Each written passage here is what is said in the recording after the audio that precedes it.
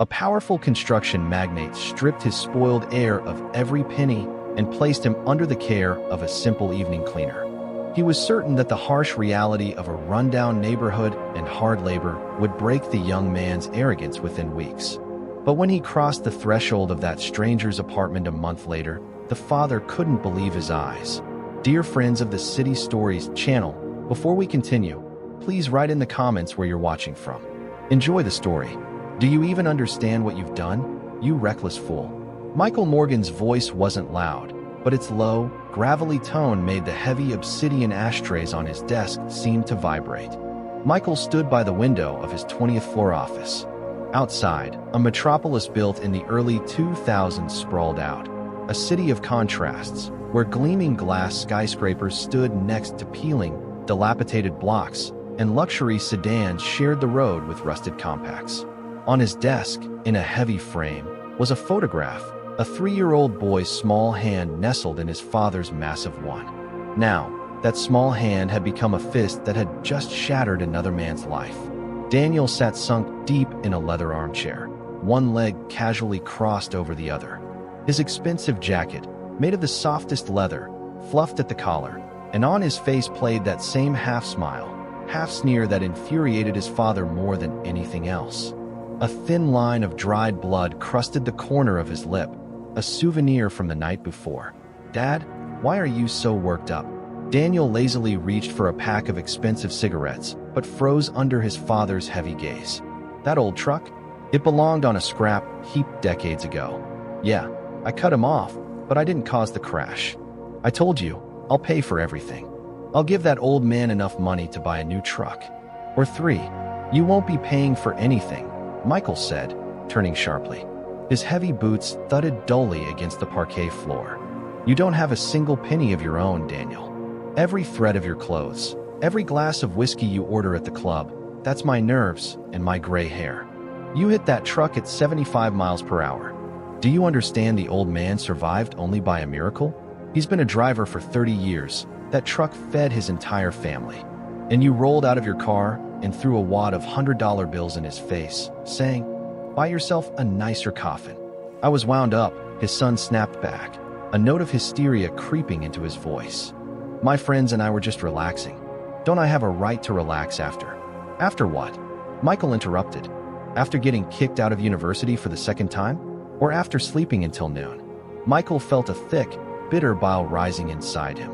He remembered the face of the truck driver he'd visited that morning in the hospital. Peter Hayes, that was his name. He wasn't even that old, just 52, but he looked 70.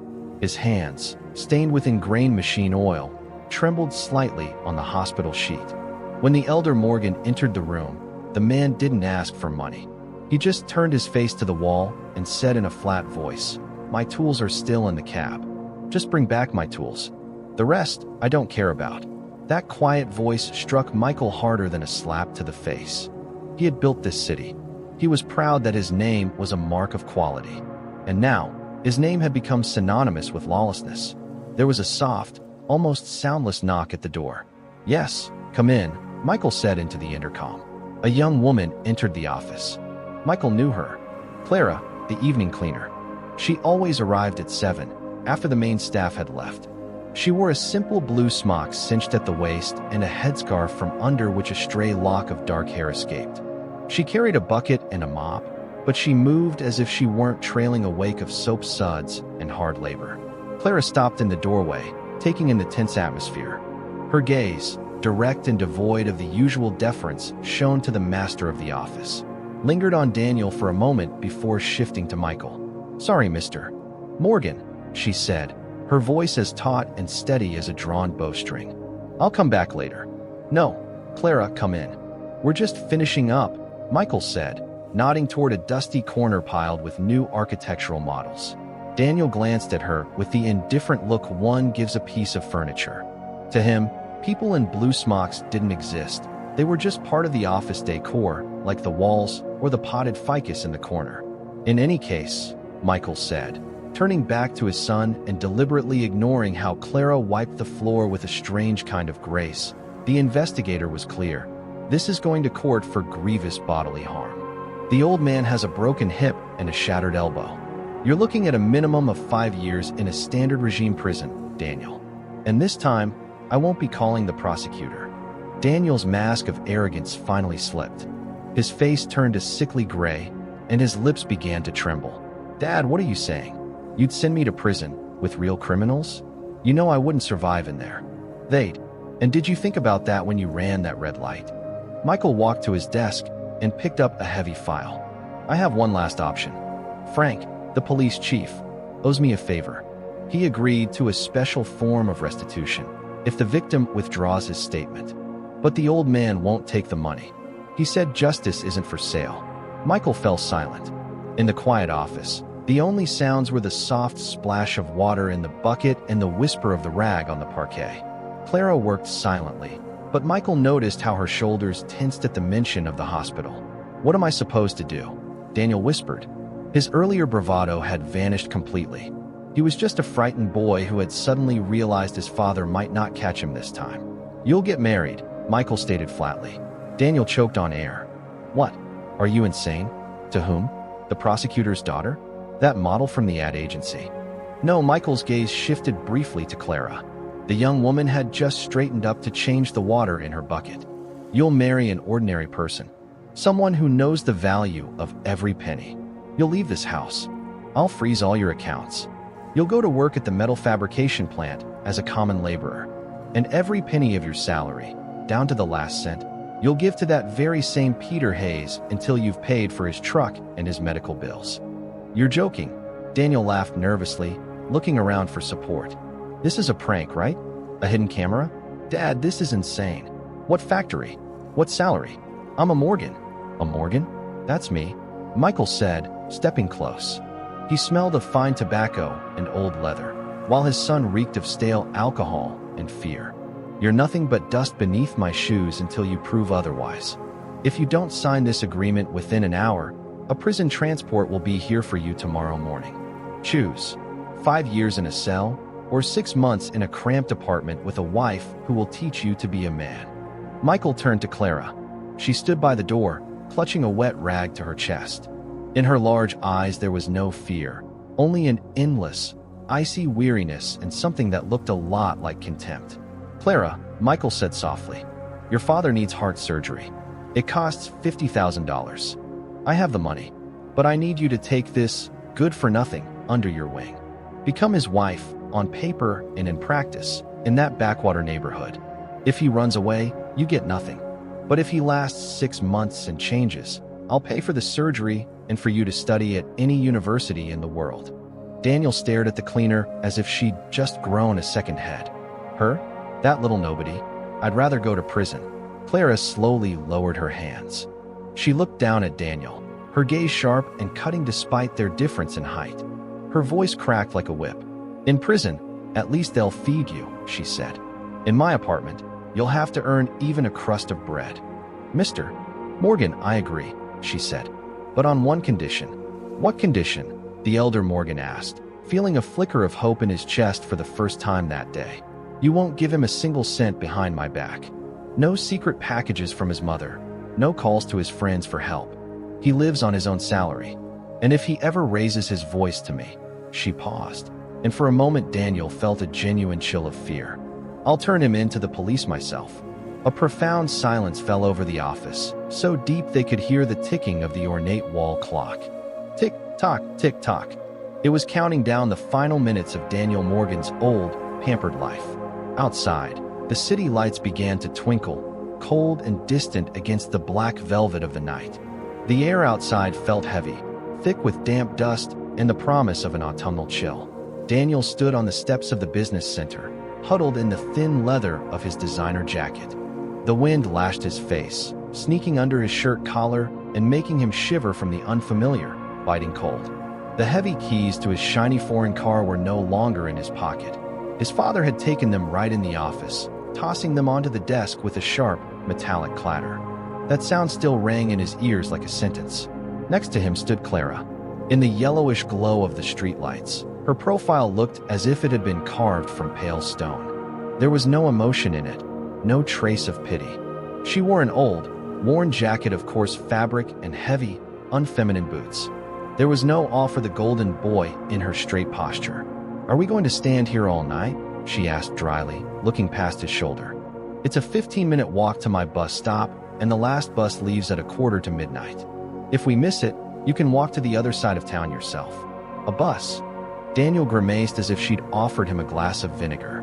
"I haven't ridden public transport since my first year of college. Let's hail a cab. I'll pay." He instinctively patted his pocket and then froze. His wallet was gone. His father had taken everything. Pay with what? Clara raised an eyebrow. A thin, razor-sharp irony slid into her voice. "Your gold buttons? They won't take those here. Get used to your new reality." She turned and walked away from the building's glittering facade. Daniel had no choice but to follow. His expensive Italian shoes, with their thin soles, were utterly useless for walking on the broken asphalt of the city's outskirts. Inside the old, rattling bus, the air smelled of wet rubber, other people's sweat, and cheap tobacco drifting from the driver's open window. The dim light revealed the tired, gray faces of the few passengers. Daniel sank onto a hard, vinyl-covered seat, feeling every bump and pothole in the road through his spine. His comfortable, familiar world had shattered into a million pieces in a single evening. He closed his eyes, trying to block out the engine's roar, but behind his eyelids flashed the blinding headlights of the oncoming car, the screech of tearing metal, the dull, terrifying thud. He remembered how the old truck had been tossed aside like a cardboard box. He recalled the ringing silence that followed the crash, the nauseating smell of gasoline mixed with scorched rubber, and the old man's labored breathing, pinned by the twisted steering wheel. In those first moments of shock, Daniel had thought a wad of crisp bills could fix everything. But when he'd thrown the money onto the passenger seat, the old man hadn't even looked at it. That look, filled with unbearable pain and absolute despair of a man who'd lost his last lifeline, now haunted Daniel. There was no buying his way out of that gaze. They got off in a part of the city Daniel had never visited, not even by mistake. Rows of identical, dreary five-story apartment blocks stretched into the impenetrable darkness. Mud squelched under their feet. The entranceway greeted them with the hollow echo of their footsteps and a single, dim bulb on the first landing. The stairs were chipped, and bits of concrete crunched underfoot. The railing felt cold and sticky, so Daniel kept close to the peeling wall. Clara walked ahead of him, easily and habitually hopping over the holes in the steps. "Fifth-floor apartment," she called over her shoulder without slowing down. No elevator, obviously. Daniel struggled to keep up, his breath coming in short gasps. A single thought pulsed in his head: this won't last long. Dad's just teaching me a lesson. He'll let me blow off some steam and then forgive me. A week, maybe two of this charade, and I'll be back in my penthouse with its leather sofas and fully stocked bar. I just have to tough it out. The lock clicked open reluctantly. Clara pushed the heavy door, its surface covered in cracked, dark faux leather. Inside was a space of incredible tightness. The narrow hallway was so cramped they couldn't pass each other without touching shoulders. The faded floral wallpaper was spotless, with an almost clinical cleanliness. The air smelled of laundry soap and something warm and homely, dried herbs or old tea. From the room, an elderly man shuffled out in slippers. He leaned heavily on a wooden cane, his breathing shallow and wheezy. His face was pale and deeply lined, but his eyes were clear and sharp. "Clara, you're not alone tonight," he said. His voice was weak but held an inner strength.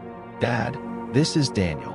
Clara's voice, for the first time that long evening, lost its icy armor and became wonderfully soft and warm. He's going to stay with us for a while." Her father, Thomas, froze. He slowly looked from his daughter to the uninvited guest, taking in his trendy haircut and mud-stained shoes. "I see," he said after a long pause. There was no joy or surprise in his tone, only a deep, weary resignation. "Well, come in, then. We don't have a palace here, no servants, and the rules in this house are simple.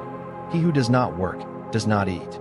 Daniel tried to force his usual nonchalant smirk, but his lips wouldn't obey. Exhaustion, stress, and fear of the unknown settled on his shoulders like an immovable concrete slab. "Where's my room?" he asked hoarsely, looking around the cramped space.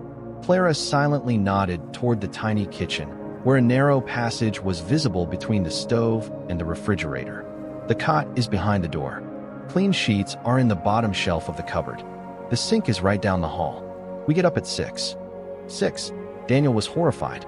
For him, mornings usually started closer to noon. You have to be at the plant by 8. The metal fabrication shop is on the other side of the city. You'll need to make a couple of transfers. They don't issue work passes to latecomers, she said calmly. Good night. She gently took her father's arm and led him back into their room. The light switch clicked and the door closed. Daniel was left alone in the dimness of the strange apartment. He went to the kitchen and struggled to unfold the old, creaky cot with its musty canvas. He lay down on it without undressing. The springs groaned in protest. On the other side of the thin, almost cardboard wall, Clara's father coughed, a deep, racking sound. Outside, the autumn wind howled in the drainpipe. Daniel lay in the dark, staring at the whitewashed ceiling where shadows from passing cars below danced. For the first time in his careless life, he was somewhere his famous last name meant absolutely nothing, and his arrogance couldn't open a single door. And the most frightening realization of all came to him in that cold darkness. He had no idea how to earn enough money, with his own 2 hands, to buy a single loaf of bread. He was woken the next morning not by an alarm clock, but by the sharp smell of something burning and the clatter of dishes. Daniel sat up on the cot, disoriented. His back ached from the hard springs, and his neck was stiff. Clara stood at the stove, stirring something in an aluminum pot. Her hair was tied back carelessly. On the table lay sheets of drafting paper covered in neat, precise lines. Awake? She asked without turning around. There's porridge on the table. We leave in 20 minutes. I don't eat that, Daniel muttered glumly, looking at the bowl of grayish oatmeal. That's your choice, the girl shrugged. There won't be any other food at the plant until lunch. And a bowl of soup there costs more than you've earned so far. He clenched his fists, a burning desire to tell her exactly what he thought of her apartment, her porridge, and her herself rising in his chest. But he remembered his father's stern gaze and the investigator's words about 5 years in prison. Arguing was pointless. Silently, Daniel picked up the aluminum spoon. The porridge was bland and gluey, but he forced himself to swallow it, knowing a long and terrifying day lay ahead, the first day of his true fall to the bottom of real life. The noise hit Daniel like a physical wave the moment he stepped over the threshold of the metal fabrication shop. It wasn't just sound, it was a dense, tangible wall of noise. The whine of grinders bit into his eardrums, the heavy clang of sledgehammers vibrated through the thin soles of his shoes, and welding torches hissed, showering the concrete floor with brilliant white sparks. The air was thick with the bitter, acrid taste of metal scale and hot iron. The shift foreman, a stocky man in his 50s wearing a greasy canvas jacket, frowned as he looked over the new laborer. His worn badge read Stephen. So, you're a Morgan, Stephen spat on the floor. The boss called. Said to work you like a stray dog. No special treatment. You'll get your coveralls from the locker room attendant, locker 35. Today you're on slag cleanup at line 3. And take off those fancy shoes before you get a steel beam dropped on them. This ain't a nightclub. Daniel opened his mouth to retort with his usual insolence, but the words stuck in his throat. Looking at the grim, deeply lined faces of the workers passing by, he felt it in his gut. His arrogance wouldn't work here. These men were made of sinew, raw strength, and daily exhaustion. They didn't read glossy magazines and had no idea how much his gold watch cost. An hour later, dressed in an oversized uniform that smelled of detergent and other people's sweat, Daniel was on his knees beside a massive industrial machine. His rough work gloves were already chafing his skin. His task was laughably simple. Gather heavy, jagged metal scraps into a steel cart and haul them to the press at the far end of the hangar. For the first 10 minutes, he was furious. At his father, at Clara and her icy calm, at Stephen. But by the end of the second hour, his anger had dissolved into a dull, viscous physical pain. His unaccustomed muscles burned with fire. His palms, beneath the rough fabric of the gloves, were covered in blisters that burst and stung his raw skin. Every piece of rusted iron felt as if it were filled with lead. At noon, a siren echoed through the hangar, signaling the lunch break. The noise subsided, replaced by the murmur of male voices and the shuffle of boots. The workers headed for the break room. Daniel leaned back against the cold brick wall of the workshop, breathing in the dusty air in heavy, ragged gasps. His knees trembled treacherously. He pulled off his gloves and looked at his hands, red, deeply scratched, with black grime ground into his pores. His stomach clenched with a painful spasm. He hadn't eaten since choking down that bland oatmeal in Clara's cramped kitchen. Two welders passed by and sat on upturned wooden crates nearby. They pulled out worn thermoses and newspaper-wrapped parcels of food. The rich aroma of home-fried potatoes and boiled sausage filled the air. Daniel swallowed hard, turning away so he wouldn't have to watch their meal. "Did you hear what happened to Peter Hayes?" one of the welders asked, crunching into a slice of dark bread. Daniel froze. Something in the worker's tone made him tense up and listen closely. "Yeah, I heard," the other replied grimly, pouring steaming tea into a plastic lid.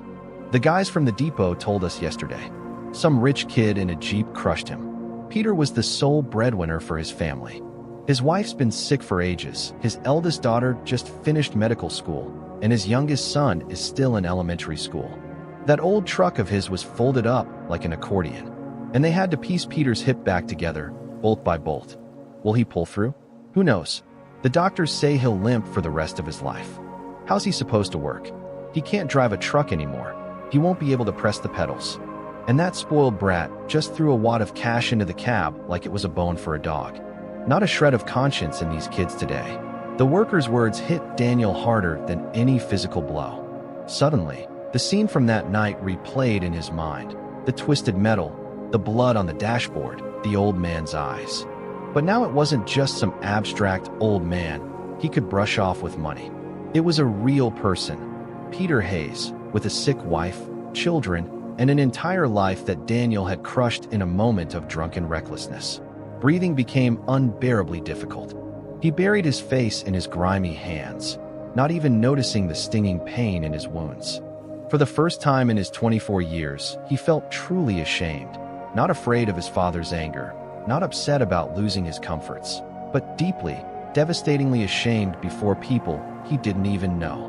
The weight of his own worthlessness crashed down on him like a granite slab. The rest of his shift passed in a heavy, dreamlike haze. He mechanically threw metal into the cart, pushed the unwieldy thing around, and wiped the salty, stinging sweat from his brow with his sleeve. When the final whistle blew at 6, young Morgan could barely stand on his feet. The bus ride back felt like an endless torment. Passengers shot dirty looks at the grimy boy in his stained jacket and deliberately turned away to the windows. Yesterday, he would have wrinkled his nose in disgust at someone like that. Today, he was that someone. The stairs of the old apartment building were an immense struggle. Each step sent a dull throb through his lower back. He pushed open the full leather door and stepped into the strange apartment. It was quiet inside. A thin strip of yellow light seeped from under the door to Clara's father's room, but no voices could be heard. Clara herself sat in the tiny kitchen. A lamp with an old green shade cast a pool of light on a large sheet of thick, white drafting paper. The girl was bent over a drawing, checking lines with a thin pencil and a long wooden ruler. Hearing his heavy footsteps, she looked up. Her clear gaze held a flicker of surprise at the sight of Daniel. His face was ashen, dark shadows ringed his eyes, and his shoulders were slumped under the weight of the day. "You're back," she stated evenly, carefully setting her pencil aside. "I was sure you'd run off after lunch, call your daddy, and beg for mercy." Daniel leaned against the doorframe, his knees trembling under his thin trousers. He had no energy left to snap back, defend himself, or make a joke. He just looked at her with a hollow, empty stare. "There's soup on the stove," she nodded toward an enameled pot. "Mushroom and barley. Just wash your hands first. It's scary to even look at you." The sound of cold water in the old sink seemed like the most beautiful music in the world. Daniel scrubbed his hands fiercely with a bar of rough laundry soap, hissing through his teeth as the lather stung his open blisters. Back in the kitchen, he filled a deep bowl with the hot stew and ate ravenously, burning his tongue and palate, not caring that the barley was slightly overcooked. At that moment, there was no tastier food in the world. Clara watched him from the corner of her eye, pretending to check calculations in the margins of her drawing. "What's that?" Daniel asked hoarsely, pushing away his empty bowl and nodding at the spread-out paper. These were the first words he'd spoken all evening. "My course project," she replied shortly, not looking up from her work. "Load-bearing structure calculations for a low-rise residential building. It's due in a week." Daniel squinted, studying the intricate web of fine pencil lines. He'd spent 2 whole years at the architecture faculty before being expelled in disgrace for chronic absenteeism and failed exams. But the basics were still in his memory. "You've got an error in your stress diagram here," he said, surprising himself. He pointed with a grimy finger to the bottom right corner of the sheet. "The roof beam won't hold that load over such a long span. The distance between the supports is too great. The roof will cave in during the first heavy snowfall." Clara froze. Her back instantly tensed as if she'd been shocked. Slowly, she looked from the drawing to the filthy, exhausted laborer standing before her. "Show me." Daniel gave a bitter, humorless smile. He picked up the pencil and immediately winced from the pain. His skinned palms protested any pressure. Careful not to touch the pristine paper with his dirty sleeves, he leaned over the table. The graphite tip scratched across the paper, leaving clear, confident lines. He sketched a new diagram next to the old one, quickly marking vector values and shifting the support point a few centimeters to the left. "Look," his voice was hoarse from a day of silence in the dusty workshop. "If you leave your version, the load on the central node will exceed the allowable norm by 50%. The first good snowfall will punch a hole right through your roof. You need to move the support onto the load-bearing wall, right here. Then the stress will distribute evenly." Clara's eyes scanned the numbers. Her lips moved silently, repeating the calculations. After a couple of minutes, she looked up at him, her eyes wide with genuine astonishment mixed with suspicion. "Vereshchagin's formula? You calculated Moore's integral in your head? Where did you learn this?" "Laborers at the plant don't draw stress diagrams." "Laborers?" Daniel put the pencil down and sank onto a stool, his legs aching. "An architecture student, maybe. I spent 2 years there. My father made me go. He wanted me to be an engineer, to carry on his great legacy." "And why did you quit?" Clara sat down opposite him, folding her arms across her chest. "It got boring," he said, looking away at the worn linoleum floor. "Why slave over drawings when the money's already there? Why build houses when you can just buy them? I decided all that ruler and pencil nonsense was for losers working for pennies." His words hung in the air like a heavy weight. Clara studied him for a long moment, then spoke quietly but clearly. "There's only one loser here, Morgan. And it's not the one who works for pennies to create something real. The loser is the one who traded his talent for expensive bars and empty boasts. You could have been building cities. Instead, you nearly killed a man and now you're hauling scrap metal." She gathered her drawings, rolled them into a tight tube, and left the kitchen. Daniel was left alone with the dim lamp and a sudden, piercing awareness of his own worthlessness. For the first time, he had no answer. She had struck his most vulnerable spot, laying bare a truth he'd spent his whole life running from. A month later, at the end of a damp November, Daniel stood by the window of the factory payroll office. Frost had painted delicate patterns on the glass. The air was thick with the smell of wet wool from the coats of the workers in line and strong tobacco smoke. An elderly cashier in thick glasses handed him a thin stack of paper bills and a pay slip through the window. "Sign here, Morgan. Your advance." Daniel took the money, several crumpled, torn bills. In the past, he would have left that amount as a tip for a waiter without a second thought. Now, these bills smelled of machine oil, sweat, and bloodied hands. They were the first money he'd ever truly earned, and they felt heavier than gold ingots. That same evening, he went to the city hospital. The building met him with the gloom of long corridors, the smell of medicine and antiseptic, and the heavy, oppressive atmosphere that always accompanies another's suffering. He stopped at the open door of room number 18. Inside, on a metal-framed bed, lay Peter Hayes. The driver's face had grayed, his cheeks were sunken, and his right leg was encased in a massive plaster cast. Beside him, on a stool, sat a middle-aged woman in a modest gray headscarf, his wife. She was feeding him homemade broth from a glass jar wrapped in a towel to keep it warm. "Eat, Peter, eat," she coaxed gently, wiping away a tear that rolled down her wrinkled cheek. "Our daughter called. She said they'll give us an increased pension. We'll get through the winter, and then, God willing, you'll be back on your feet." "Where am I going to go, Susan?" The old man's voice trembled with helplessness. "The doctor said I'll limp for the rest of my life. Who needs a cripple behind a wheel? How am I supposed to feed you now?" Daniel stood in the corridor, his back pressed against the cool wall. His breath caught in his throat as if a dull knife had been plunged into his chest. The echo of his own drunken folly now sounded in this woman's voice, in the old man's tears, in that pitiful jar of cold broth. He had destroyed their fragile little world for a moment of amusement. Clenching his jaw, he stepped into the room. The driver's wife flinched and turned. Peter squinted at the visitor, and his face twisted into a grimace of hatred and fear. "Get out," he rasped. "What more do you want? Haven't you done enough? Come to laugh at me." "Peter, who is it?" his wife whispered in fright, shielding her husband with her body. Daniel didn't remember walking to the bedside table. He couldn't meet the old man's eyes, so he just pulled all the money he'd received that day from his jacket pocket, every single bill, and placed it neatly on the white oilcloth. "This is my advance," he said, his voice sounding strange and distant even to himself. "I earned it at the plant as a laborer. It's not much, but I'll get my full paycheck in 2 weeks. I'll bring it all. I'll bring money every month until I've paid off the debt for your truck and your treatment." The old man looked at the money distrustfully, then at the boy's hands. The jacket sleeves had ridden up, revealing red wrists covered in fresh scars and unhealed blisters. These were the hands of a man who knew the weight of physical labor. "Your father made you do this?" Peter asked with a bitter smile.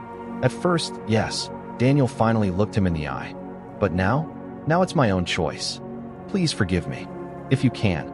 He turned and quickly left the room without waiting for an answer.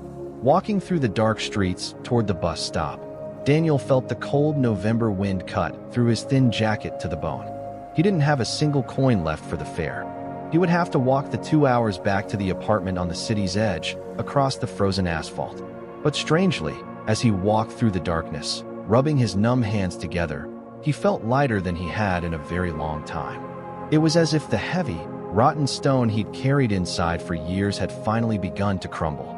He got home long after midnight. The apartment was silent. No sound, not even the familiar heavy breathing, came from Thomas's room. Daniel hurriedly kicked off his boots and went to the kitchen. Clara sat at the table, her arms wrapped around her shoulders. In the dim lamplight, her face looked almost translucent, paper-thin. Her features were sharpened, her lips a thin, bloodless line. On the table before her, drafting papers and transparent tracing paper covered in ink were scattered in disarray. "The ambulance just left," she said, her voice dull, as if from underwater. She didn't look up at him. "They said if he has another attack like that, his pacemaker won't hold.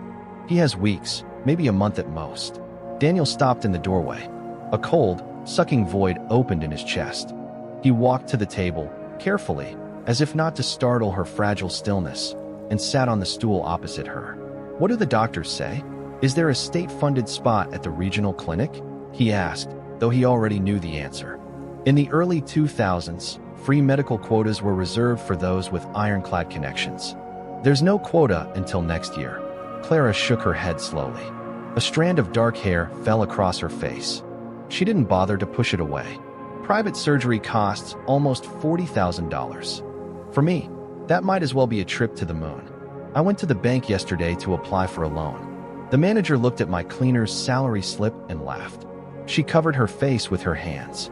There were no tears, just dry, hitching sobs from someone who had reached the very edge of despair and stared into the abyss. Daniel looked at her slumped shoulders, at her slender fingers stained with graphite, and felt a burning, all-consuming hatred for himself, for his father, who had locked him in this cage without a cent, and for his own past carelessness. $40,000. He could have gotten that money in an evening just a few months ago, with a phone call to a friend or a plea to his mother. Now he was powerless. His gaze fell on the drawings scattered across the table. The top sheet of tracing paper slid, revealing a detailed plan of some large-scale structure. His old habit of analyzing architectural forms, drilled into him by strict professors, kicked in automatically. It was a design for a new cultural center. It wasn't the boring pile of concrete and glass that plagued modern projects. The lines breathed with freedom. The building harmonized perfectly with the complex riverbank terrain. Its panoramic windows caught the light, and its support structures looked weightless, almost airborne. It was the work of a mature master who felt both material and space. "What's this?" Daniel carefully pulled the sheet toward him. The thick paper rustled dryly under his fingers. "Leave it." Clara took her hands from her face and waved wearily. "It's for a city contest. The municipal office is looking for a contractor to develop the vacant lot by the river. I've been drawing it at night. I thought I'd submit an application. Who would let a student without a diploma enter a tender against the big construction sharks? Your father's firm will probably take the plot." Daniel froze. His father's construction trust was indeed preparing for that contest. Michael Morgan dreamed of covering the riverbank with his signature monumental boxes. For him, this project was a matter of prestige. "Dad wins with volume, not elegance," Daniel said slowly, his eyes fixed on the drawing. "His projects are as reliable as a tank, but just as ugly. But this," he ran a finger along the graceful curve of the roof on the paper. "This is art, Clara. This is alive. Art won't pay for an operation," she said bitterly. "To win that tender, you need perfect engineering calculations. The soil there is complicated with groundwater. I don't know how to do that kind of deep geodesy and foundation load calculation. My diagrams are just at a coursework level." Daniel looked up.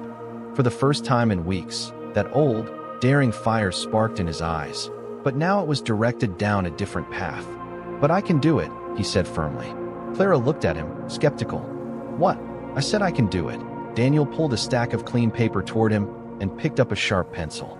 "In my second year, I wrote a paper on pile foundations for unstable soils. My professor said it was the only useful thing I'd ever done in my worthless life." He looked her straight in the eye.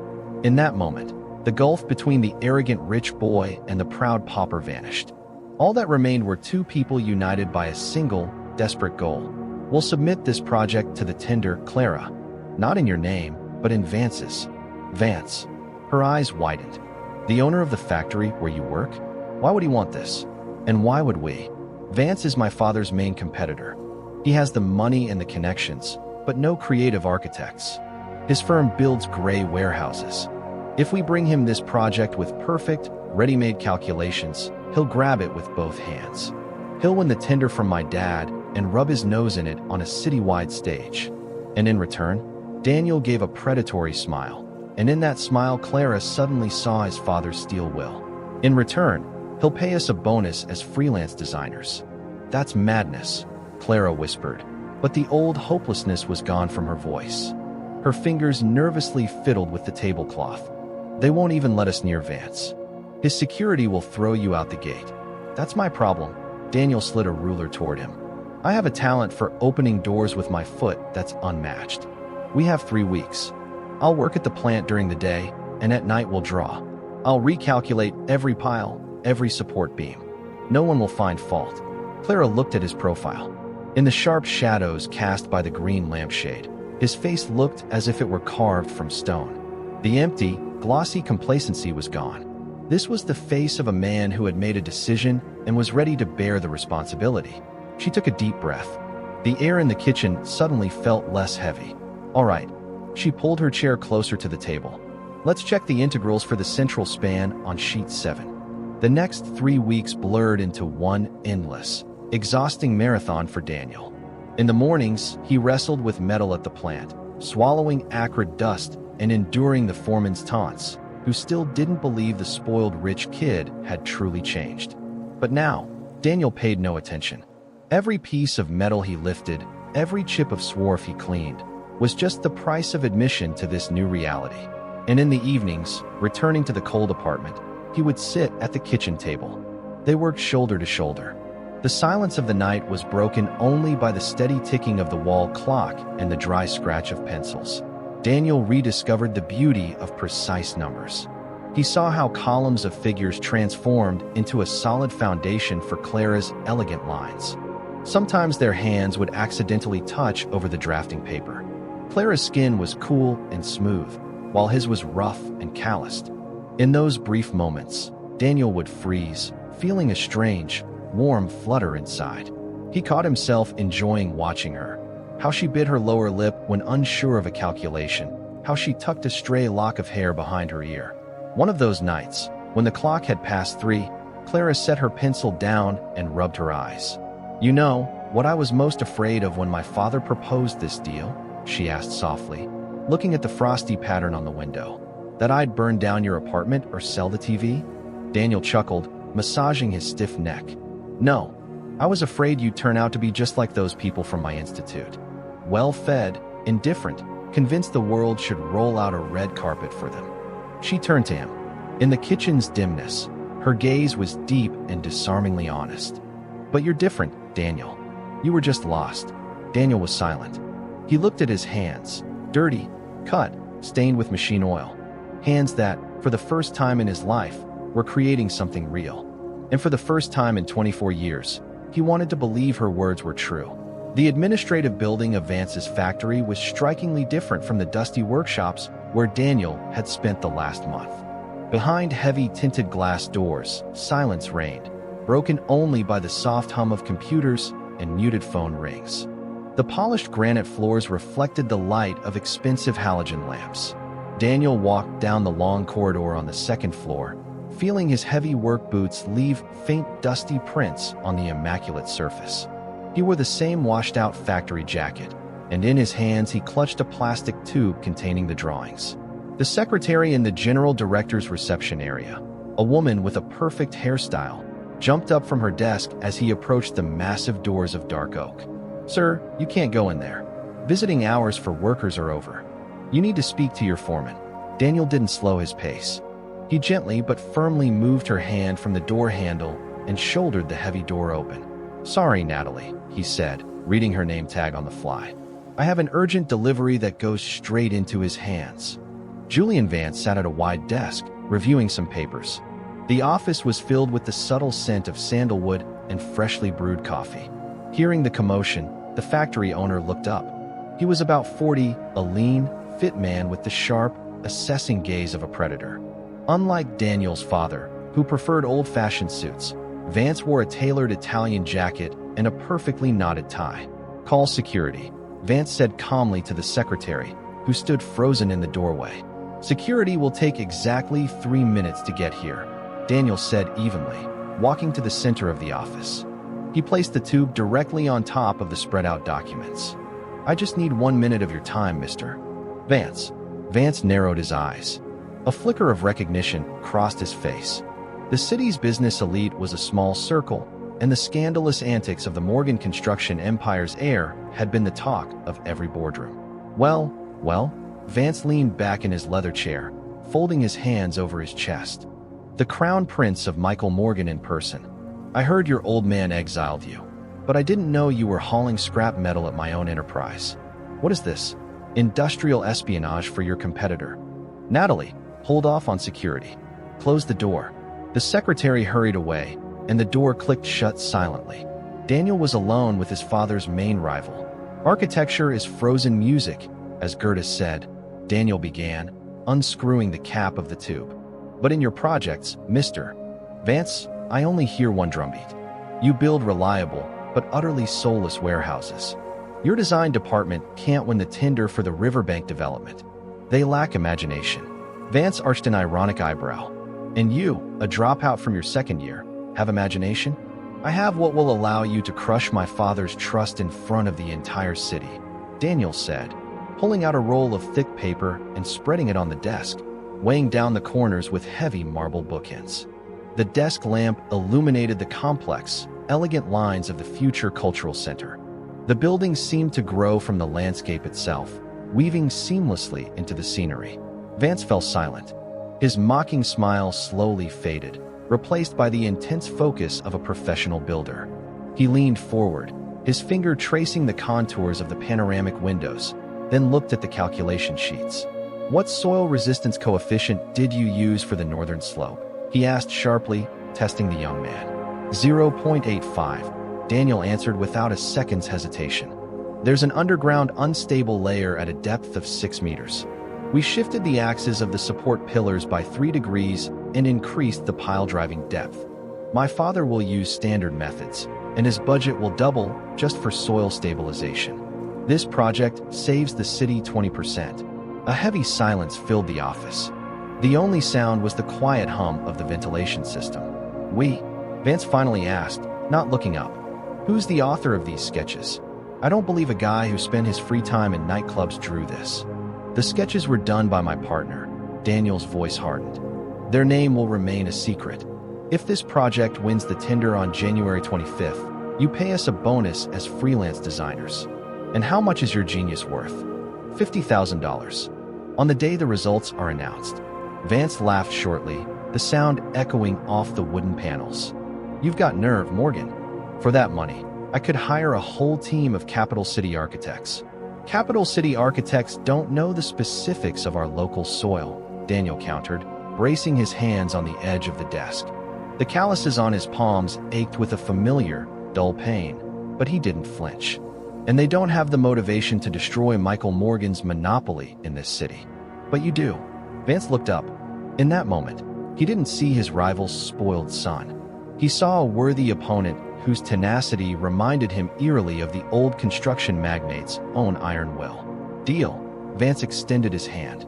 If the commission chooses these drawings, you'll get your money. Until then, Laborer Morgan, march back to your workshop. Your shift isn't over yet. Daniel firmly shook the offered hand. The handshake was dry and hard. The deal was sealed. The last days of December dragged on painfully. Winter raged, freezing the old panel buildings on the city's edge. Clara's apartment became unbearably cold. The radiators were barely warm, giving off only feeble traces of heat. On December 31st, they sat in the kitchen.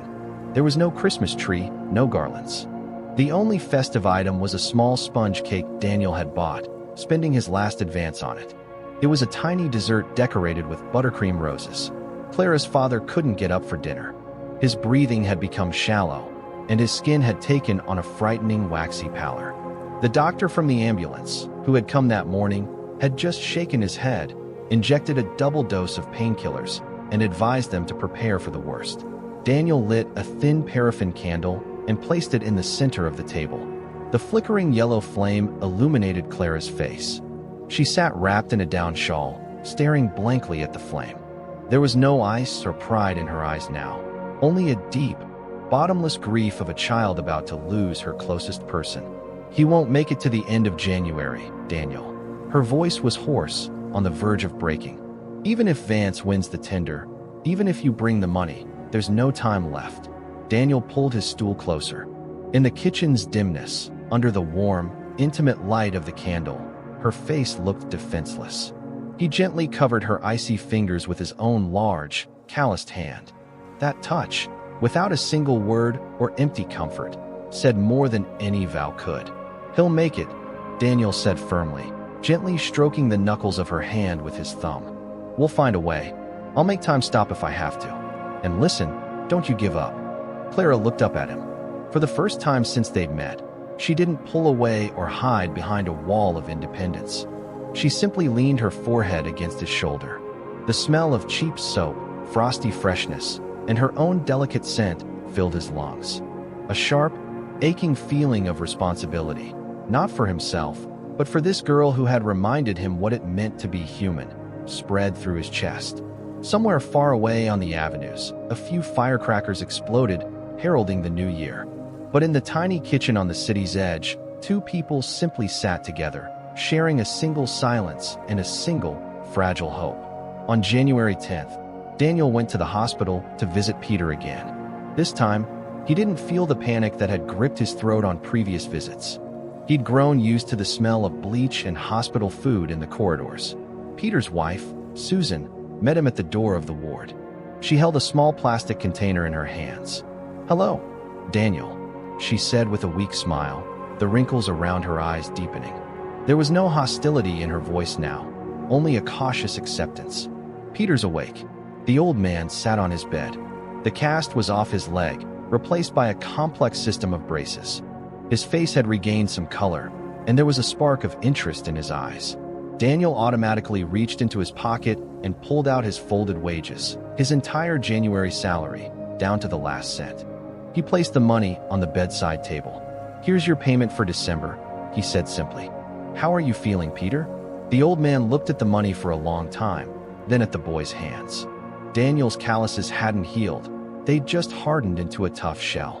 "The doctors say in a couple of months I'll be able to walk around the yard on crutches," the driver said in a low voice. He sighed, fiddling with the edge of his blanket. "My wife says you're working at the plant. But what do you live on?" "You bring everything here." "I live on what I've earned," Daniel replied, holding his gaze. "I can't give you back your health, but I can at least support your family while you're here." Susan approached and shyly handed Daniel her container. "Here, take this. I baked some potato and onion pies yesterday. They're still warm. You've gotten as thin as a rail. Your mother must be worried sick." A lump formed in Daniel's throat. This simple woman, whose life he'd nearly destroyed, was now offering him homemade food out of pity. It was the very kindness of heart he'd only read about in books, but had never encountered in his pampered, plastic world. "Thank you, Susan," Daniel's voice trembled. He carefully took the warm container. "Thank you."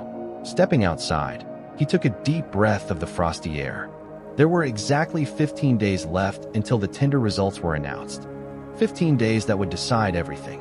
A plume of thick Cuban cigar smoke curled toward the ventilation grate on the ceiling. Michael Morgan's office had become an isolated bunker where time was measured in bitter cups of black coffee and reviewed budgets. Michael leaned heavily on his desk. Under his broad, calloused hands hardened by decades of construction, lay a spring-clipped portfolio. It was an insider copy of the project documentation submitted by Julian Vance's firm for the city's architectural contest.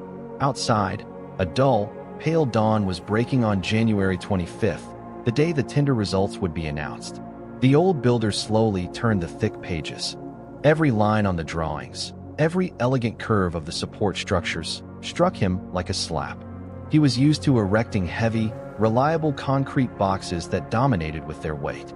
What he saw before him now seemed to breathe with life.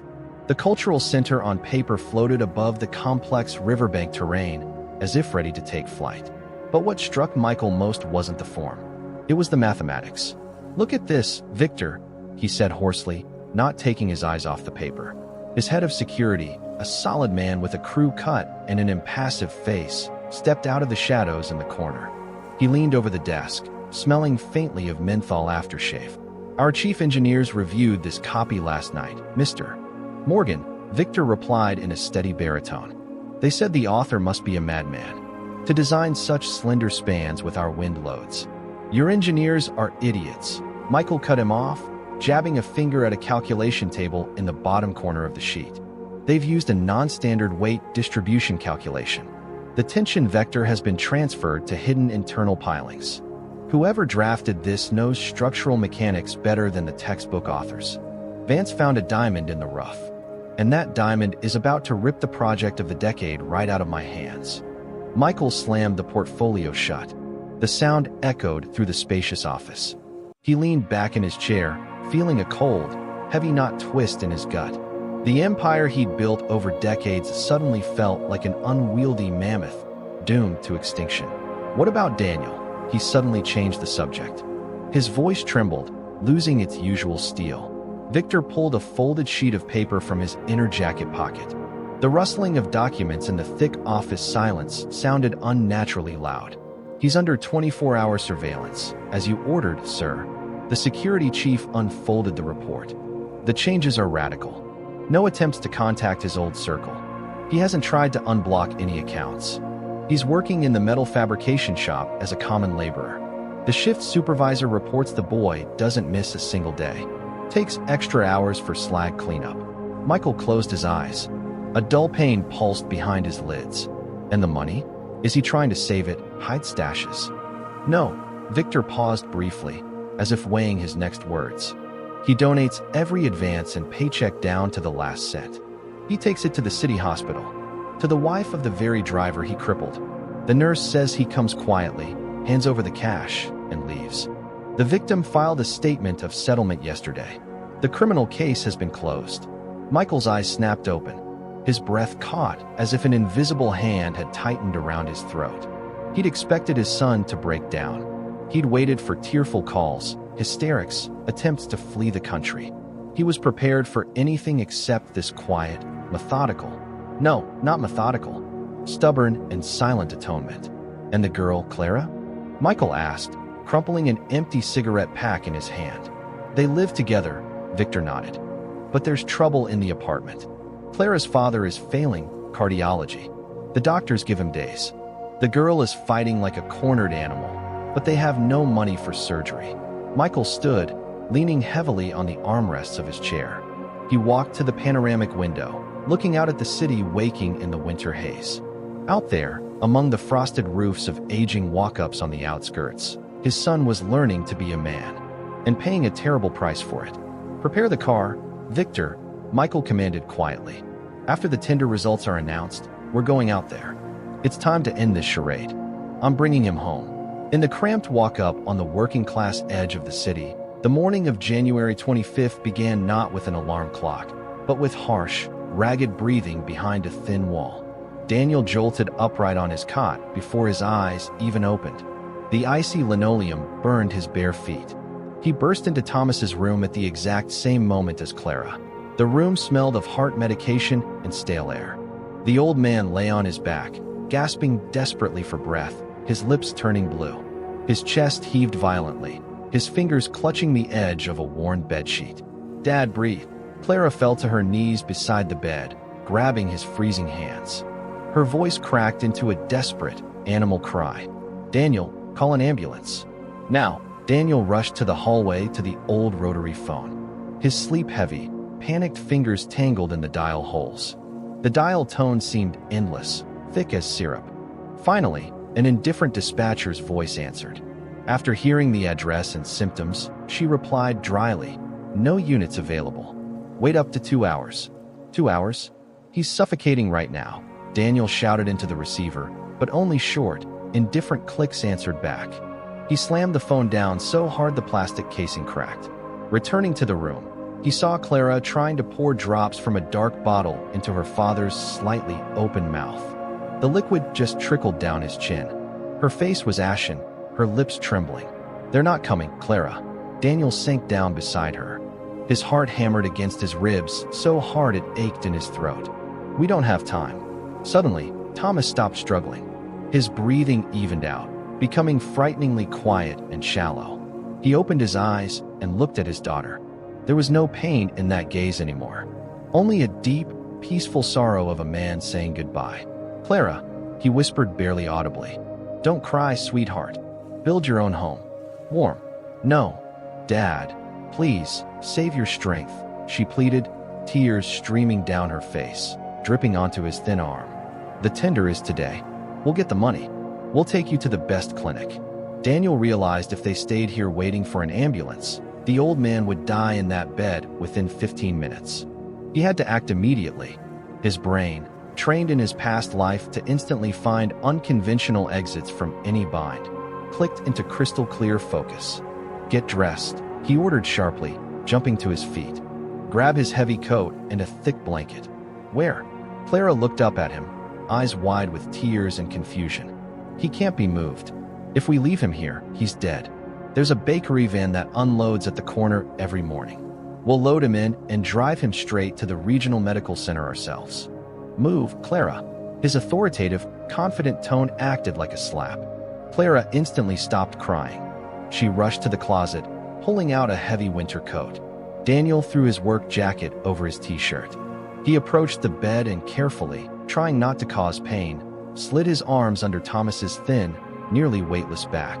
The old man groaned, but Daniel held him tight to his chest like a child, while Clara hastily wrapped them both in the blanket. Descending the chipped steps of the 5-story building, Daniel felt no weight. In his arms pulsed a fading human life, and he was ready to tear it from death at any cost. The freezing street air hit his lungs like thousands of icy needles. Snow crunched under his boots. They ran out to the intersection. True to his word, an old delivery van with a faded bakery logo sat near the rear entrance of a grocery store. The driver, smoking an unfiltered cigarette, was joking with a loader. "Hey, Daniel ran up to them, breathing heavily. A cloud of vapor escaped his mouth. "Please help. Someone's having a heart attack. We need to get to the regional hospital." Now, the driver, a heavy-set man in a knit hat, frowned, sizing up the disheveled boy holding an old man wrapped in a blanket, with a crying girl running behind them. "What's this, kid? I've a route and invoices. Management will dock my bonus if I break schedule. Wait for the ambulance." "Bonus my foot." Daniel stepped close to the driver. His eyes now burned with that same fierce, uncompromising fire that used to make entire boardrooms fall silent when his father stared like that. "He has minutes to live. I'll pay you anything." Daniel instinctively patted his pockets and immediately froze with horror. Not a single coin. He'd given his last paycheck to Susan yesterday. The driver smirked crookedly, tossing his cigarette into the snow. "Get out of here. Don't interfere with work." Clara sobbed, pressing her hands to her chest. Thomas went limp in Daniel's arms. His head fell back weakly. Daniel stood before the heavy-set driver, feeling the frost bite mercilessly into his bare neck. His empty pockets echoed with a cold wind, but there was nowhere to retreat. Behind him, in the cotton cocoon of the blanket, a life was fading. Ahead loomed a wall of indifference. He didn't beg. Slowly, carefully so as not to disturb the burden in his arms, Daniel stepped close to the driver. In his gaze flashed something primal, dark, and so powerful that the loader stepped back half a pace, choking on smoke. "Look at my hands," Daniel said in a low, strained whisper. He turned his wrists slightly so the driver could see the torn scars, embedded metal dust, and raw blisters. "I've been swallowing metallic dust at the plant for 3 months to make amends for my guilt. I've given everything down to the last cent to strangers. I have nothing left. But if you close that door right now, I swear to you, I'll lie down under your wheels. And you'll have to drive over me to keep your schedule." The driver froze, his fleshy face twitching. He shifted his gaze from the boy's desperate eyes to the pale, trembling Clara, and then to the gray profile of the old man barely visible under the blanket. Working-class solidarity, an unwritten law of the outskirts, shattered the bureaucratic barrier. "Damn it," the driver cursed, spitting on the ground. "Load him in the cab, heater's running. You two ride in the back with the trays. We're driving with hazards on." The van's cargo bay greeted them with a thick, intoxicating aroma of hot wheat bread and sharp diesel fumes. Daniel sat Clara on an overturned plastic crate and sat on the metal floor, pulling her close. The girl buried her face in his shoulder. The van jolted and roared off. They were thrown on turns, the iron walls rattled over bumps, but Daniel only held Clara tighter, warming her with his body heat. At the regional medical center, time lost its familiar shape. It stretched into an endless, sticky corridor with dim fluorescent lights. The trauma surgeon, a tall man with deep shadows under his eyes, finally came out to them an hour and a half later. "Acute myocardial infarction against chronic heart failure," he stated dryly, pulling off his medical mask. "We've connected him to life support, but that's only a delay. Immediate bypass surgery and an imported valve replacement are required. We have no quota for those materials. Cost of surgery and supplies, $40,000. Payment at the clinic cashier before evening. If funds aren't provided, we're obligated to clear the ICU bed for emergency cases." Clara silently slumped onto a plastic chair, covering her face with her hands. Her shoulders trembled in tiny, jerky spasms. Daniel glanced at the wall clock above the nurse's station. The city tender results were due at exactly noon. "Wait here. Don't move," he told Clara. He ran outside, greedily gasping the sharp winter air. A payphone sat lonely against the brick wall of a pharmacy. In his jeans pocket, among breadcrumbs, Daniel felt a single $2 coin. Spare change left over from last week. The metal burned his fingers. The icy plastic receiver chilled his ear. He dialed Vance's office direct line. The rings dragged mockingly long. "Executive Office of the General Director, how may I assist you?" The secretary's flawless voice finally answered. "Put me through to Julian Vance." "This is Daniel Morgan." He barked so sharply the woman on the other end gasped. A click in the receiver. A few seconds later, Vance's confident, subtly triumphant baritone came through. Well, the Crown Prince calling to congratulate us. We won the Riverbank tender. Unanimous commission vote. Your father was tearing up metal when he saw our calculations. It's a rout.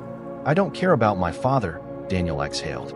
His breath crystallized on the glass booth. I need my money. Now.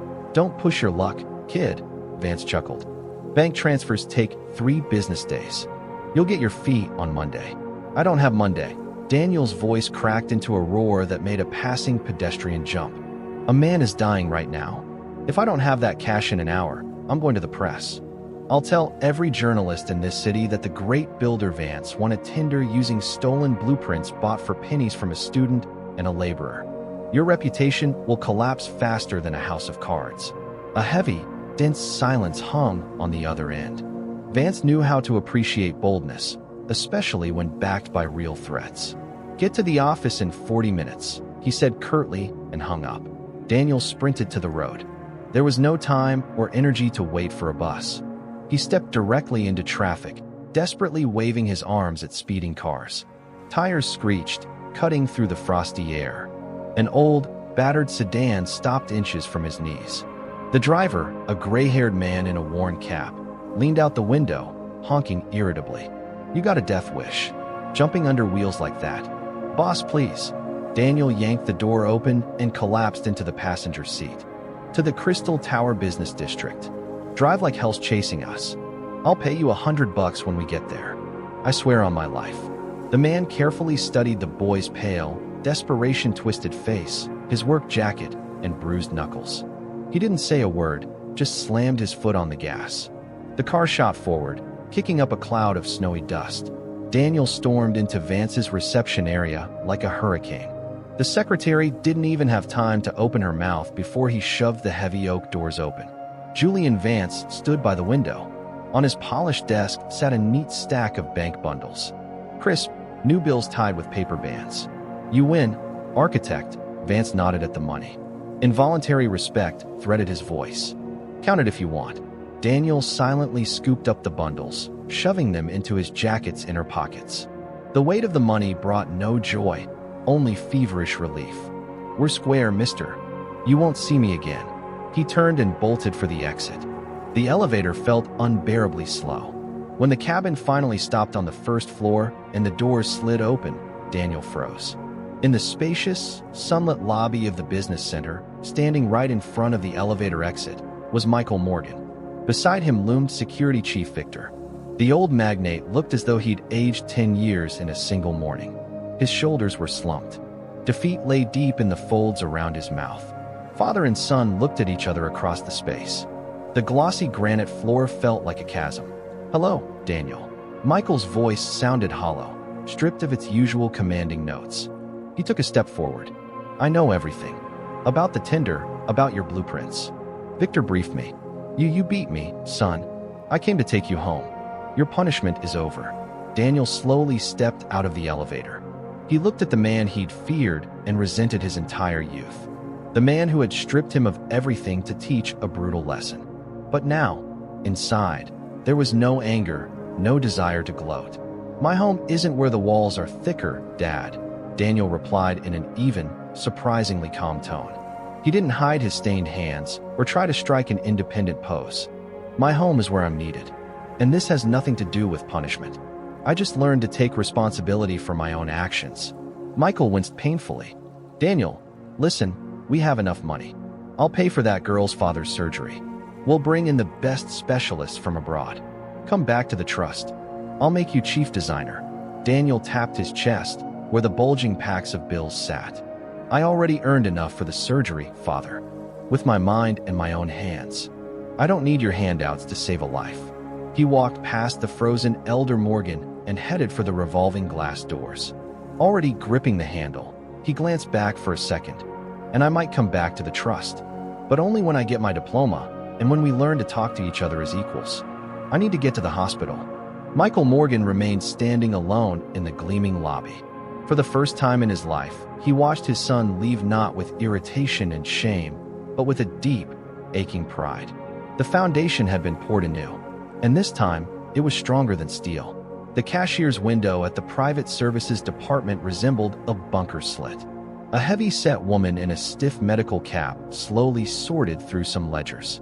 When thick packs of dollars landed on the narrow metal tray with a dull thud, Daniel breathed heavily, leaning his palms on the windowsill. His sweater clung to his sweat-soaked back, his temples throbbed. 40,000 exactly, he rasped. For bypass surgery and an imported valve for Thomas Bennett. Count it and give me the receipt. The surgeons are waiting. The cashier looked over thick glasses at the grimy boy in a work jacket, then at the bank-wrapped currency. In the early 2000s, such sums in cash were either brought in leather briefcases accompanied by grim men with short haircuts, or not brought at all. ID, benefactor, she muttered, pulling a rubber band off her finger. And note, I'm running every bill through the detector. Counterfeits won't pass. Run them, just please hurry, he begged. The counting machine buzzed, dryly rustling thick paper. That sound seemed the loudest in the world to Daniel.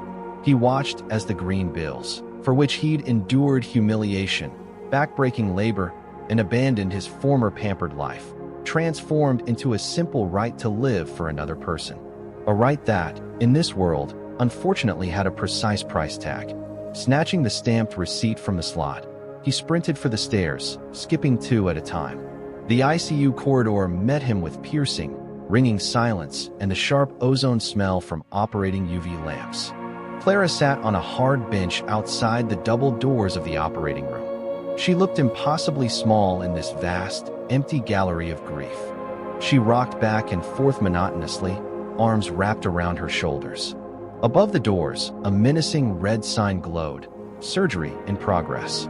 Daniel approached silently, dropped to his knees on the slippery linoleum right in front of the bench, and placed the pink receipt on her lap. "It's done," he said softly. "The surgeon's in there. Everything will be fine now." Clara stopped rocking. She looked at the slip of paper as if it were not a cashier's receipt, but a ticket to paradise. Her fingers timidly touched the blue stamp. Then she slid off the bench to the floor, straight into him, buried her face in his chest, and broke down. These weren't the quiet, restrained tears of pride Daniel had seen before. This was a dam bursting. She sobbed aloud, her whole body shaking, pouring out months of unbearable fear, loneliness, and despair. Daniel held her tight, burying his face in her hair. He rubbed her back, whispering meaningless, soothing words, feeling her tears soak through the rough fabric of his jacket. For the first time in his life, he wasn't just holding a woman. He was holding his own, hard-won purpose. The weight stretched endlessly. An hour passed, then another. Through the window at the end of the hall, early winter twilight painted the sky a murky purple. They sat side by side on plastic chairs. Clara leaned exhaustedly against Daniel's shoulder, her breathing evened out, but her fingers still tightly gripped his sleeve. Daniel stared at the wall opposite, where a heart disease prevention poster hung. The letters blurred into a meaningless pattern. His thoughts drifted back to the morning conversation with his father. Michael Morgan had stood in the business center lobby, ready to return the prodigal son to all his privileges. Earlier, Daniel would have given half his life for that moment of triumph, to prove his worth to his father and return to the penthouse as a winner. But now, sitting on an uncomfortable chair under buzzing fluorescent lights, he understood a frightening thing. The old life only evoked dull rejection. The boy who had thrown $100 bills in a driver's face now seemed like a foreign, repulsive stranger. The echo of Peter's pain had forever changed Daniel's internal acoustics. He remembered how the old man's wife had handed him homemade pies. That simple human forgiveness had proven heavier than any court sentence. Returning to his father's company now would mean putting that arrogant youth suit back on. And Daniel had paid too dearly for the right to wear his own calluses. "What are you thinking about?" Clara's voice broke the silence. She didn't lift her head, just pressed closer. "About bricks," Daniel answered honestly, thoughtfully studying the toes of his scuffed boots. "When I was a kid, Dad took me to a construction site. He'd point to huge pits and say the foundation has to cure, gain strength. If you rush the floors up too fast, the building collapses under its own weight. I listened to all that talk about mortar, rebar, slabs my whole childhood, and I hated it. I thought he loved concrete more than he loved me." Clara pulled back slightly and looked into his face. Her eyes were red from crying, but her gaze was clear and attentive. And now I understand he wasn't just building houses. He was trying to build me, but the material was defective. I was a hollow brick, Clara. Beautiful and glossy on the outside, empty inside. Pressed too hard, and I'd turned to dust. If it hadn't been for that accident, if he hadn't thrown me out, I'd have remained an expensive, useless decoration my whole life. He fell silent, searching for words. In the corridor, a metal cart rattled. A nurse wheeled past a stack of clean sheets. A hot, laundry steam smell wafted from the white fabric. When Dad stood in Vance's lobby today and called me back, Daniel continued, lowering his voice. I saw him for the first time not as the city's boss, but as a tired old man. I finally understood him. But I'm not going back. Why? Clara held her breath. She perfectly understood what money and opportunities he had just walked away from. Because I want to build my own foundation from scratch. Not on my father's millions, but on what I can do myself. I still have an unfinished degree. And besides, I owe Peter. His truck is totaled, and I haven't earned enough for a new one yet. On a factory salary, that'll take 2 years. Clara offered a weak smile. That smile, the first in a long time, seemed brighter to Daniel than any sunlight. So we'll be designing new buildings. You'll haul metal in the mornings, and we'll draft in the evenings. Julie and Vance won't turn down good ideas, even from freelance staff. We'll buy your Peter a new truck. The best one. She said the word we so simply and naturally that Daniel's breath caught. In that short word lay everything. Acceptance, forgiveness, a promise of a future. The red sign above the operating room doors suddenly went dark. A quiet mechanical click sounded like a thunderclap. The doors slowly slid apart. The surgeon stepped into the hall. He was pulling a sweat-dampened mask from his face. Dark specks dotted his pale green scrubs. He looked like he'd just unloaded a freight car. Shoulders slumped, movements heavy and slow. Clara jumped up. Daniel stood beside her, instinctively shielding her with his shoulder as if ready to absorb bad news. The doctor approached them. He looked at Clara, then shifted his gaze to Daniel. Something resembling a smile twitched at the corners of his stern, weathered lips. Surgery was successful. The surgeon's voice was raspy. We started the engine. The valve seated perfectly. Blood flow is restored. Your father, Clara Bennett, was born in a silk shirt. If you'd brought him half an hour later, he trailed off. History doesn't tolerate the subjunctive mood. He's in recovery sleeping. You can't see him yet. Clara's legs buckled. If Daniel hadn't caught her by the elbows, she would have collapsed. Alive, she whispered, hiding her face in Daniel's chest. Alive, thank God. You can see him tomorrow morning for 5 minutes, no more, the doctor added, turning to leave. But he suddenly stopped and turned back to Daniel. The cashier told me you paid the full amount in cash, and that you hitched a ride on a delivery van. I don't know if you robbed a bank or inherited a fortune, but you performed a miracle. In our profession, miracles are rare. Take care of the girl. He gave a tired nod and walked down the corridor, leaving behind the smell of alcohol and salvaged hope. A week passed. The city slowly emerged from winter's icy grip. February blizzards gave way to ringing drips and bright, eye-stinging sun. On a Saturday morning, Daniel woke not to an alarm clock, but to the teasing aroma of frying pancakes. He stretched on his creaky cot, threw his hands behind his head, and smiled. The cramped walk-up kitchen no longer felt like a cage. It had become the coziest place on earth. Clara stood at the stove.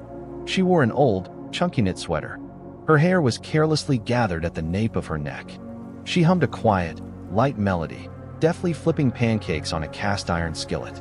Thomas, since yesterday, had been moved to a regular intensive care ward. The crisis had passed. The old man was steadily recovering, demanding newspapers, and complaining about hospital oatmeal. Life, which had so recently hung by a thread, was returning to its normal, bustling rhythm. Daniel threw on a t-shirt and quietly approached Clara from behind.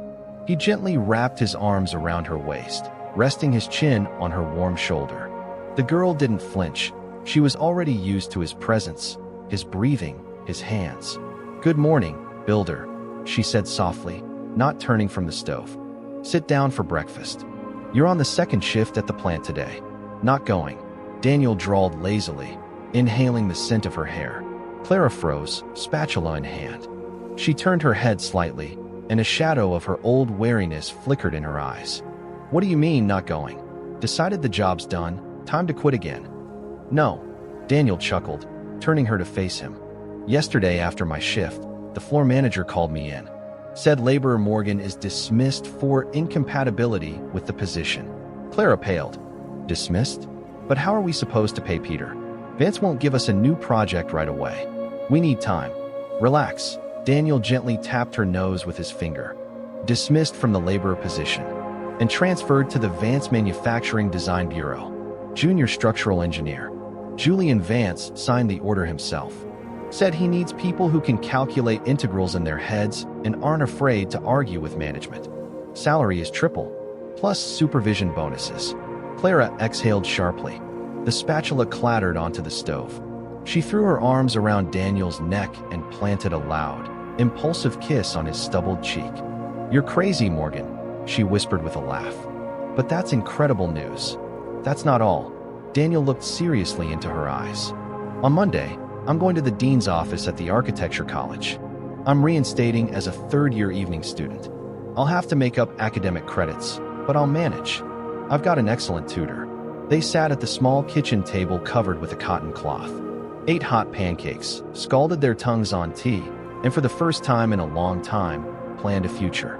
Not survival, not running from problems, but a real future. A short, demanding knock sounded at the door. The noise was so alien to this apartment, where hardly anyone ever visited, that they both flinched. Who could show up so early on a weekend? Neighbors usually banged on the radiator, and the mailman just dropped flyers in the box. He stood, walked to the narrow hallway, and clicked the lock. The heavy faux-leather door creaked open. Michael Morgan stood on the threshold. The father was without his usual entourage, without the grim security chief.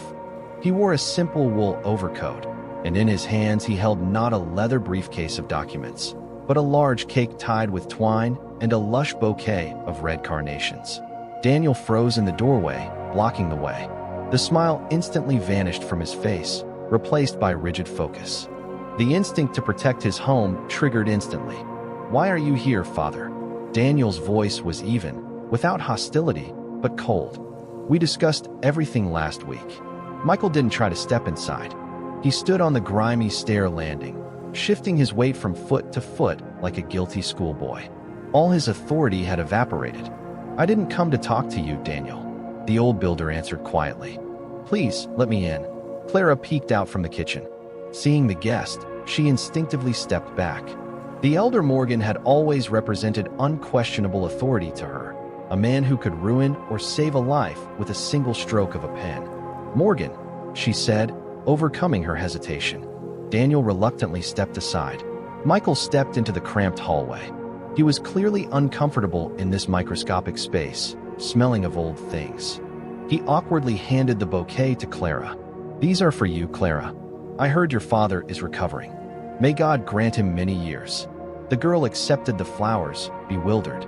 Come to the kitchen. The tea's still hot. Michael nodded. He squeezed himself behind the tiny table, placing the cardboard cake box on the edge. Daniel remained standing in the doorway, arms crossed. He didn't understand what game his father was playing. He didn't believe in the old magnate's charity. I won't stay long, Michael began, looking not at his son, but at his broad hands resting on the tablecloth. I came to apologize. To both of you. A thick, palpable silence settled in the cramped kitchen. Only the sizzle of leftover oil on the skillet and the rhythmic drumming of early spring rain outside could be heard. The smell of vanilla batter and home comfort bizarrely mixed with the aroma of wet wool from Michael's coat and the faint scent of expensive tobacco. The old builder swallowed heavily. For a man accustomed to giving orders to thousands and dictating terms to city officials, these words came with immense effort. All my life, I believed a foundation is poured once. He began slowly, staring at the yellowed oilcloth. If the mix sets crooked, if a crack appears, that's it, demolition. Nothing can be fixed. I treated people that way. You, Daniel, first and foremost. When you crippled that driver, I saw you as a final defect, rotten rebar. I decided to simply throw you out.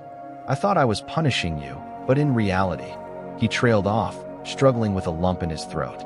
In reality, I was just disposing of my own mistake. It was unbearable to admit I raised you this way. He looked up at Clara. In his gaze, there was no longer condescension or the arrogance of a man born with a silver spoon. And you, Clara, you proved wiser than the old contractor. You didn't demolish the defective building. You took the rubble and step by step, helped him rebuild himself. I visited Peter yesterday evening, that same driver. Daniel, leaning against the doorframe, tensed, his fingers instinctively curling into fists. Why? I already settled all their debts. I know, his father nodded. I went to offer them money, large sums, as compensation from the Morgan family, to clear my conscience. But his wife, Susan, walked me to the corridor and refused. Do you know what she told me? She said, "Your son has already repaid us in full. He paid with his sweat and calluses. We don't need charity. We're working people." Michael fell silent, mastering the tremor in his voice. I walked out of that hospital, got in the car, and for the first time in 20 years, I cried. For what kind of man I almost destroyed with my own hands. My only son. Daniel listened, and inside him, a massive, multi-year glacier seemed to melt. All his childhood grievances, teenage rebellion, desire to prove his worth to his father through shock and defiance. All of it suddenly seemed so small and unimportant. Sitting before him wasn't a fearsome tyrant, but a lonely aging man who had realized his mistakes at the very edge of the abyss. Michael unbuttoned his coat and pulled a thick paper envelope from the inner pocket. He placed it on the table before Clara. "I know, Daniel, that you're proud. You won't take a single dollar from me, and you'll be right. You found your path. But I want to do at least one right thing. After recovery, Thomas can't be climbing stairs, and this is a fifth-floor walk-up with no elevator." Clara bit her lip. That thought had kept her awake for the last 3 nights. She was already looking into exchanging their old apartment for a lower floor, even if it meant long-term debt. "In this envelope are the keys and deed to an apartment," the elder Morgan continued. 2 bedrooms, ground floor. Quiet green courtyard near the park. Registered to you, Clara. This isn't a Morgan handout. It's my contribution to the foundation of your future family. Please accept it." Clara looked helplessly at Daniel. In her eyes read a silent question. She was used to relying only on herself, and such a generous, unconditional gift frightened her with its scale. Daniel stepped away from the doorframe. He took a few steps, walked to the table, and sat on the stool opposite his father.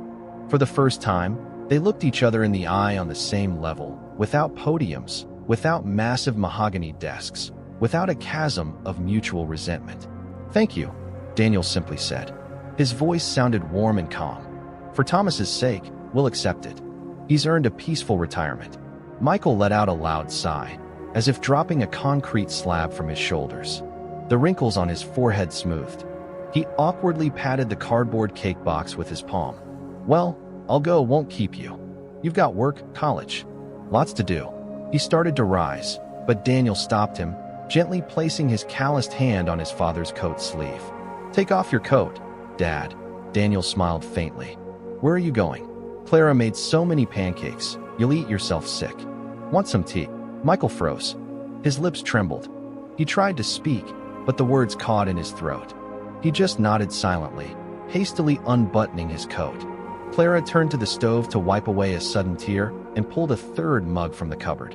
On that spring morning, in the old cramped walk-up kitchen on the city's working edge, a hard-won peace finally took root. Cracks were sealed. The new foundation had withstood the stress test. May rushed into the city swiftly, sweeping away the remnants of dirty snow from the curbs and bursting tight buds on the poplars. The air in Vance Manufacturing's design bureau was thick with the smell of fresh tracing paper, ammonia from the copier, and strong black tea. Daniel Morgan stood at a drafting table, leaning over a drawing of a support beam. Rolled-up sleeves of a checkered shirt revealed forearms still marked by thin white scars from metal shavings. He wore those scars with undisguised pride, like medals earned in an honest battle with himself. Through the open window below came the rhythmic, heavy thud of a hydraulic press. That sound no longer frightened or irritated him. Now it was perceived as the steady heartbeat of a massive organism, a part of which Daniel had become by right. "Morgan," Julian Vance called out, stepping into the bright bureau space. The factory owner loosened the knot of his expensive tie. "You're heading to the site, the riverbank. Surveyors are arguing with foremen over the depth of the third pile installation. Your calculations, you defend them to the crews. Daniel put down his pencil. Graphite dust lightly stained his fingers. Just need to stop by the used vehicle lot first. I have important business today. Took 2 hours off on Monday. Vance smiled knowingly, sitting on the edge of a nearby desk. For that driver's truck, I heard. You pulled your entire project bonus and 3 months' salary. No regrets handing over that kind of cash? Could have bought yourself a luxury sedan. Returned, so to speak, to high society on a white horse. Daniel took a light jacket off the hook. His movements carried the calm, masculine confidence of a man who knows exactly the value of things. High society can wait, he replied evenly. Peter's grandson starts first grade in the fall. He needs to feed his family. Besides, I couldn't drive a luxury car knowing somewhere out there a man limps because of me. The used vehicle lot smelled of hot rubber, machine oil, and damp spring asphalt. Rows of cars gleamed in the sun through windshields. Daniel wasn't looking for a sedan. He was looking for a workhorse, and he found it at the very end of the row. A sturdy, well-maintained medium-duty truck with a canvas cover. It wasn't brand new, but the engine purred like a clock, and the cab shone with cleanliness. The previous owner handed it over with light sadness, patting the blue fender. After signing the papers, Daniel sat behind the wheel. The steering wheel felt unfamiliarly thin and stiff compared to the power-assisted wheels of the expensive SUVs he used to drive. But shifting into gear, he felt a strange, deep satisfaction. The truck pulled away smoothly, engine humming. Peter's yard was drowning in green, flowering cherry trees. The old man sat on a wooden bench by the building entrance, leaning heavily on a thick cane. The cast had long been removed, but his right leg still obeyed poorly. Next to him, a shaggy little boy, his grandson, was playing in a sandbox. Hearing the engine, Peter looked up. The truck braked smoothly right at the curb, the door slammed, and Daniel stepped out of the cab. The old man squinted, trying to make out the visitor against the sun, and when he recognized him, half rose from the bench. "Daniel, hello? What brings you out in a truck?" "Sent from the plant on business." Daniel stepped closer. He didn't launch into long, pompous speeches. He simply pulled a set of keys from his pocket, a simple plastic keychain dangling, and held it out to the old man. "This is yours, Peter," the boy said quietly. "Registered in your name. Papers are in the glove box. Inspection passed. Fresh oil, sturdy frame, cover doesn't leak. Ready to hit the road tomorrow. If your leg allows, of course. If it's too heavy to drive yourself, you can lease it out or hire a driver. The breadwinner is back home." The old man froze. His wrinkled hand, reaching for the keys, hung in midair. He shifted his bewildered gaze from the shiny key to the blue cab, then to Daniel. In the corners of his eyes, moisture treacherously gleamed. "How?" Peter's voice cracked. He swallowed a tight lump. "Boy, you already paid for my treatment. You worked off your debt. Where'd you get money like that?" Your old man must have opened his wallet. Daniel shook his head. A spring breeze ruffled his hair. "My money, honestly earned from blueprints. Dad had nothing to do with it. I won't sleep peacefully without this gift. Consider it my thesis project for the subject of conscience." Slowly, with trembling fingers, the old man took the keys. Peter heavily rose from the bench, leaning on his cane. He approached the vehicle and ran a rough palm over the sun-warmed hood. The movement was so tender, as if he were stroking a living creature. "Susan," he shouted toward the second-floor window. "Susan, look out the window. See what kind of miracle is happening." Daniel didn't wait for the driver's wife to come down with more pies and thanks. He felt his mission here was complete. That terrible, dark knot he'd tied with his drunken stunt nearly half a year ago had finally been completely untangled. The echo of pain had faded, replaced by the ringing, bright joy in the eyes of a forgiven man. He said goodbye to the old man, firmly shaking his calloused hand, and headed for the bus stop. His steps were light, springy. The city around him seemed washed, kind, and full of hope. That same evening, in Clara's new apartment, the air smelled of fresh baking and lemon zest. The ground-floor apartment, gifted by Michael Morgan, was bright and spacious. Wide windowsills were lined with geranium pots, and a soft, plush rug covered the floor. Thomas sat in a deep armchair by the window, reading the evening newspaper through half glasses. His breathing was even, without frightening wheezes, and his skin had regained a healthy, pinkish tint. The surgery had returned not just his life, but his dignity as an independent man. Clara set teacups on the round table. She wore a light cotton dress in a small floral pattern, accentuating her slim waist. Seeing Daniel enter the room, she lit up with that same warm, open smile reserved only for him. "Keys handed over?" she asked softly, approaching him and habitually placing her hands on his shoulders. "Handed over." Daniel pulled her close, inhaling the faint scent of her perfume. The old man nearly cried, petted the truck like it was family. "You know, Clara, I realized something today," he said. "What?" "The greatest pleasure in life doesn't come from money you blow on yourself in bars, but from money you give to fix your own mistakes. It's like scraping rust off metal before painting. But afterward, the surface becomes flawless." Thomas, pretending to turn a newspaper page, gave an approving grunt from his chair. "Right words you're speaking, son. Respect isn't bought, it's earned through honest sweat." Unexpectedly, the doorbell buzzed sharply in the hallway. Daniel raised an eyebrow in surprise. Almost no one visited this apartment except occasional courier deliveries of drafting paper. He walked to the hall and opened the door. Michael Morgan stood on the threshold, this time without bouquets and cakes, dressed in a strict work suit. In his hands, he held a tight roll of drafting paper.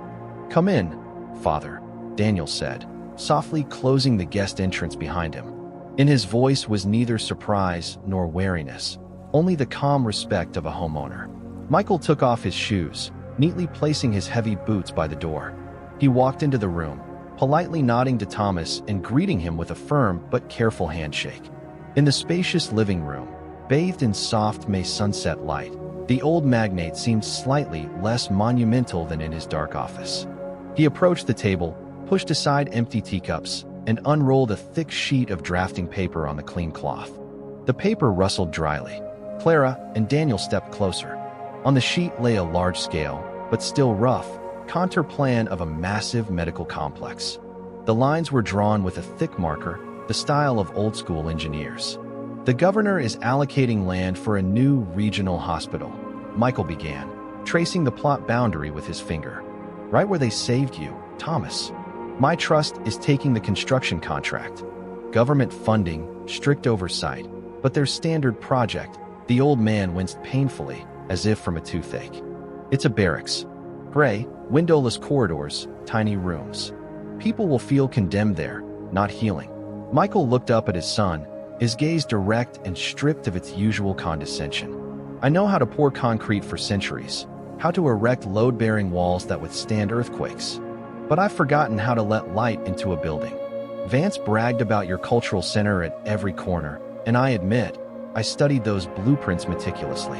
It's jewelry work." He took a deep breath, as if preparing to plunge into icy water. "Daniel, Clara, I need lead architects for this project. I'm not offering you to return under my wing as obedient executors. I'm proposing we open an independent design bureau. You'll be partners with the trust. Your ideas and calculations, our resources and materials. Profit share strictly 50-50. You'll create the concept for a clinic where patients actually want to stay, and I'll build it so it stands for a century." Daniel lowered his gaze to the drawing. The smell of printing ink and old paper hit his nostrils, awakening that very creator's thrill that had slept in him for years and only awakened on a dirty factory kitchen table. He looked at Clara. The girl stood beside him, her eyes shining with a professional's genuine interest. She was already mentally reworking those rough rectangles, adding wide halls, winter gardens, and panoramic windows for wards. "We won't abandon Vance's plant right now," Daniel answered firmly, returning his gaze to his father. "We have obligations on the riverbank. We need to supervise construction until the end of summer." "I'll wait," Michael agreed without hesitation. "Preparing the tender cycle will take exactly 3 months. In the fall, you start." "Agreed." The father extended his hand. It wasn't a boss demanding submission, but an open palm offering partnership. Daniel gripped it firmly. Two calloused, strong hands met over the blueprint of a future hospital, a symbol of saved lives and their own hard-won truce. 2 years passed. September winds swept golden maple leaves through the city streets. The air smelled of damp asphalt, roasted chestnuts, and that special autumn freshness that always promises a new beginning. On the construction site of the new cardiology center, work was in full swing. A massive tower crane smoothly moved pallets of red brick. The whine of circular saws mixed with the rumble of cement mixers and foremen shouting commands. Daniel stood at the edge of the excavated pit, hands in the pockets of a heavy canvas jacket. A white hard hat sat on his head. Over 2 years, he had matured significantly. His posture no longer held that relaxed, lazy grace of a club regular. It had gained solidity, the quiet confidence of a man who makes tough decisions daily and bears full responsibility for them. Beside him stood Clara. Wind tugged at her dark hair, escaping from under an identical white hard hat. She held a tablet with material delivery schedules and was passionately debating the grade of cement being used with the site foreman. She was no longer just an evening student, but a certified architect-engineer and co-owner of a successful firm. Behind them, gravel crunched. Michael approached with heavy, measured steps. The old man looked vigorous, his face flushed from the fresh wind. "Well, young folks," he called out in a thick bass. Soil samples from the south wing came back clean. "Tomorrow we start pouring the foundation." Daniel turned and smiled at his father. "Did you test the mix? Last time the supplier tried to cut corners on plasticizers." "Personally checked the lab," Michael grinned. "They're locked in tight. Your school, son. No one gets a free pass." The father clapped Daniel on the shoulder, heavy, manly, with immense pride. Daniel shifted his gaze to the bottom of the deep pit, where workers were tying steel rebar, creating an invisible but unbreakable skeleton for the future building. At that moment, he clearly understood the most important truth he had walked toward through humiliation, calluses, and others' pain. A person's life isn't measured by the height of the floors they can afford to buy. It's measured by the depth of the foundation they can lay with their own hands. His own foundation had nearly cracked under the weight of laziness, entitlement, and pride. But that terrible night of the accident, fate had given him a ruthless, painful chance to fix everything. And now he knew for certain. Real wealth isn't Swiss bank accounts or gold watches on a wrist. Real wealth is calloused hands, a clear conscience, and a woman who looks at you with respect and love, knowing exactly what sturdy material you're made of. Daniel put an arm around Clara's shoulders, pulling her close. The girl pressed her cheek against the rough canvas of his jacket. They stood at the edge of a massive construction site, watching a new building being born from their minds and labor. A building where thousands would find hope for a long life. And ahead of them lay not just one more project. Ahead lay an entire life, honest, creative, and real.